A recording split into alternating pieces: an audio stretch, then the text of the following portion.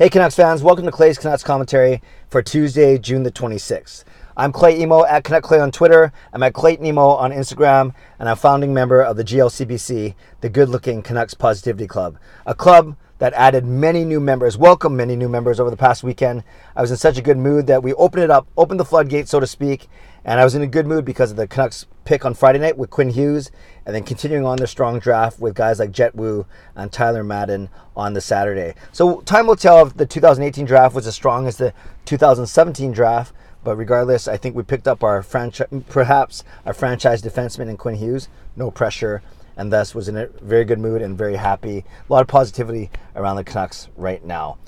Speaking of the Canucks, I want to talk about free agents, not just the July 1 UFAs and the chance to sign UFAs, but I want to talk about the 5 restricted free agents that we had on our roster. And I know I did a video about this about 2 or 3 months ago, but now it's considering that the Canucks sent out their qualifying offers yesterday, I think it's an appropriate time to talk about them. So a couple days ago, just over the weekend or coming out of the weekend, we learned that the Canucks signed Forward Marcus Granlund to a 1-year contract at $1.45 million. So in essence, a show-me contract. He's 25 years old, wasn't going to get a bridge deal or a long-term deal. So a 1-year deal to make sure that, to see, for both parties, really. That's usually how these contracts work. The team wants to see how good Granlund is and can be still. And of course, Granlund wants to show that he can be a lot better than he was last year. Last year, he played in 53 games, only had 12 points, playing up and down the lineup. He had a much better season 2 seasons ago. So we'll see how he does. So Marcus Granlund off the table, at least signed to a 1-year contract. The Canucks did extend qualifying offers, and that's what you do for restricted free agents. It basically means that you retain the rights to continue to negotiate with them. So you don't have to sign them by July 1. There's no deadline, really. Actually, there is one deadline. If they don't sign by December 1, they can't play in the NHL this season. But often we see these type of deals, like Bo Horvat last year, they get done over the summer. So the Canucks extended qualifying offers to Troy Stecher, Jake Virtanen, and Sven Baertschi. And then I'll get to those guys in a second. And one guy they didn't extend a qualifying offer to is defenseman Derek Pouliot. Now, don't freak out. It does not mean that the Canucks don't want him. It does not mean that the Canucks can't sign him. But it does mean that technically he becomes an unrestricted free agent on July the 1st. So the difference between him and the other 3 guys I mentioned is, yes, the Canucks can still negotiate with him, but he is free to negotiate with other teams as opposed to the other 3 guys. Everything I've heard from Rick Dollywall and other guys that I've seen on Twitter saying that the Canucks are moving towards a contract with Derek Pouliot, probably going to be another 1 year, just like Granlund's. I can't see him not being offered a qualifying offer and then signing for more than a year. So look for a 1-year contract with Derek Pouliot. How much? Maybe it's somewhere between 1 and 1.2, 1.3. Actually, I don't know. Leave a comment below. Tell me what you think Derek Pouliot's worth. So let's talk about the 3 guys that were qualified. And it was interesting. I put a poll out on Twitter, like I usually do before I make one of these videos, and I basically said this.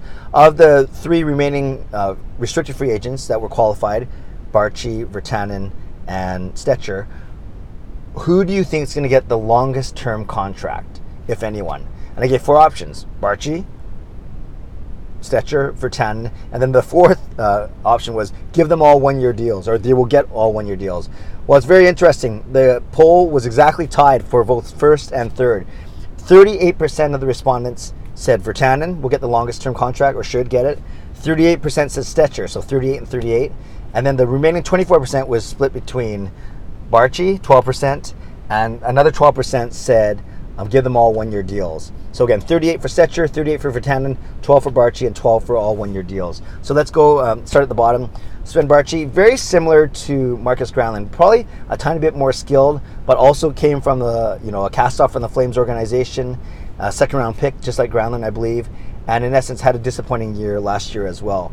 I see Baertschi getting a 1-year, maybe a 2-year deal at most. I can't see the Canucks committing more than 2 years to him, especially when they have guys like Virtanen and Besser and Pettersson and Dahlin and Gaudette and Gadjevich and Lind all coming up. They're going to need spots for all of these forwards. A lot of them are wingers. So look for Baertschi to get 1 or 2 years max.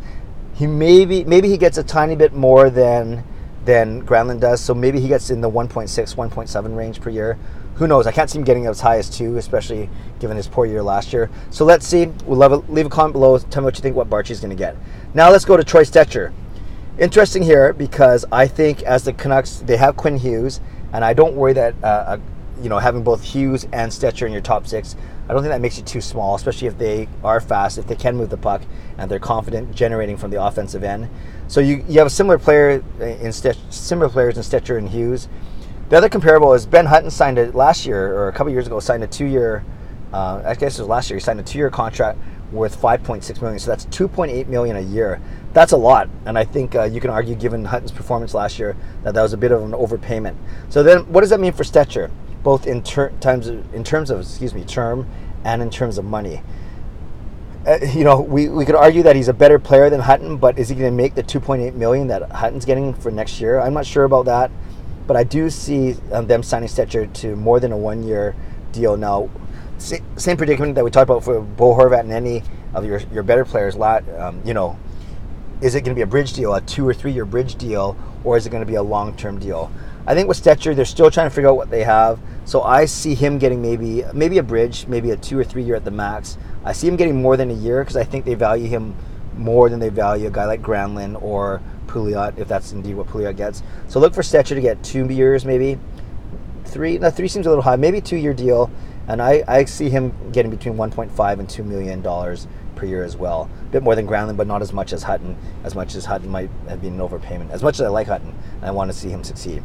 Lastly, Jake Virtanen. He's one of my favorite Canucks players. I've talked about him a lot in these blogs, and this one's interesting. He's not as good as Horvat, even though he's picked higher than Horvat, respectively, in their drafts. So he's not going to get a $33 million contract over 6 years, 5.5 a year. But he had such a good second half of the season last year, and I've hinted before that I know people from inside the organization that said he needed that big year, especially that big push in the last 2 or 3 months, because they were kind of making decisions on where they're going to go with him. And I'm not sure if they would have walked away from him, or maybe they would have given him a 1-year contract. But But I think he's maybe earned more of a look. So it would make sense to commit to a bridge deal to him as well, for him, as opposed to signing him long term. We got a lot of time for that, for a long term contract. So I expect Virtanen to get not a 1 year, but I expect him to get a 2 or 3 year actually, maybe 2 year as well, and also maybe the same money as Stecher that I suggested, maybe between 1.5 and 2 million a year. So those are my predictions. I think that Baertschi will get 1 year at about 1.5, 1.6. I think that Stecher and Virtanen will get bridge deals 2 or 3 years, likely 2 years, and each getting between 1.5 and 2 million. Would love to hear your thoughts, and basically to wrap up, I would love all three of them back on the team, especially Virtanen and Stecher. I think Baertschi will be dispensable after a year, much like Granlund might be, or at least maybe be able to be moved at the trade deadline. That's the other thing you got to think about, right? Is asset management. These guys like Pouliot and Granlund and Baertschi, maybe they are worth something, a second round pick maybe, or a third round pick at the trade deadline, and it depends on obviously how the Canucks are doing at that point. So Canucks fans, leave a comment below. I'd love for you to let me know what you think. Who do you think they should sign, and at what term, and at what cost? Leave a comment below. I'd love to read it, react to it, reply to it. If you haven't subscribed to this channel, I invite you to do so already. Give this video a like if you like what I'm doing. And yeah, it's a good time to be a Canucks fan. At least I'm in a good place. I think we all are. It was a great weekend, great draft weekend. And now we can look forward to free agency starting this weekend. Have a great day. God bless, and go Canucks go.